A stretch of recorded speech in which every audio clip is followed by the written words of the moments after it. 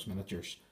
Today I'm going to show you a very quick and easy way to pin models. Well, actually there is only one way to pin models, but it's a quick and easy way to ensure that your models stay on the base, or especially with metal models that tend to, some of the parts tend to be a bit heavy, putting a little piece of brass or a little piece of metal in between the joints just strengthens it. So all you need is a drill. So this is a 2mm drill bit. This is a 2mm piece of brass rod. This is my pin vise base and a little Oathsworn halfling. Now, the first thing we will do is drill a hole in the halfling. But as you can now see, I have the hole drilled into the model. Now, one thing I actually have done is I've used a 2mm piece of rod, which is far too big for what I need to do here. And it would be, but it'll allow you to see better on the camera the hole. And then what we will do is we will be able to fit, we'll be able to fit the brass rod in here like so. Sorry, I'm trying to do this while watching it on the screen as well, so it's in the thing. So we will just glue this in now, and then we'll get on to the next part. So as you can see, my hand's shaking a little bit, but our little halfling now has a big rod up his ass, and we'll get on to the next stage. So basically, actually, one thing you can do, this is where a lot of people actually paint models as well. They will drill a piece of brass rod, they will drill a hole in the model, stick a piece of the brass rod in, and it means that they can hold it.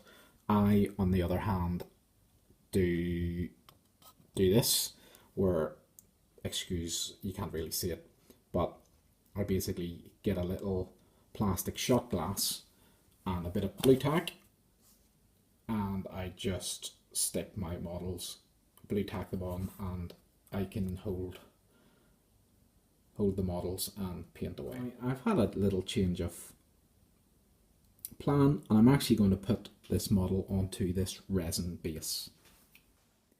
So here we have our hole in our base. Now, you don't actually have to drill all the way through, but it's actually something that I find a little bit easier, and I'll show you why in a minute. So here you can see why I tend to keep this a bit longer.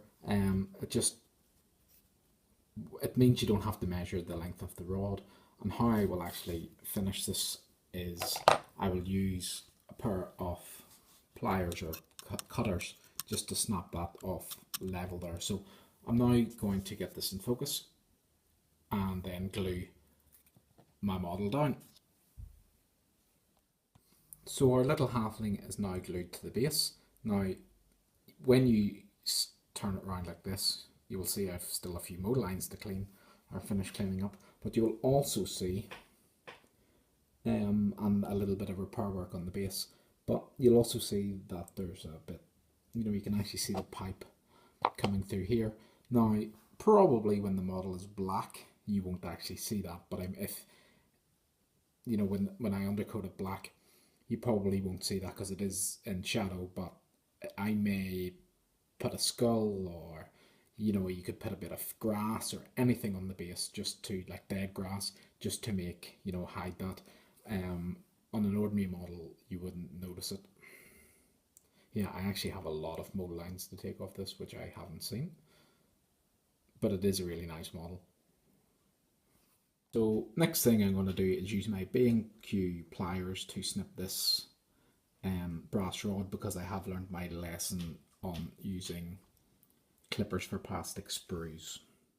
And I did actually have to use an old set of plastic sprue cutters, for the simple reason is I couldn't use the pliers to get it nice and flush with the bottom of the base. That's the model now based. I'm just going to wait for the glue to dry. I've just used ordinary super glue, just whatever I tend to find in the shops. It was Loctite this time to stick it in, and now I'm just going to clean up the little mold lines and paint him up, and this is going to be a necromancer for my Kings of War army. So thanks for listening to me babble.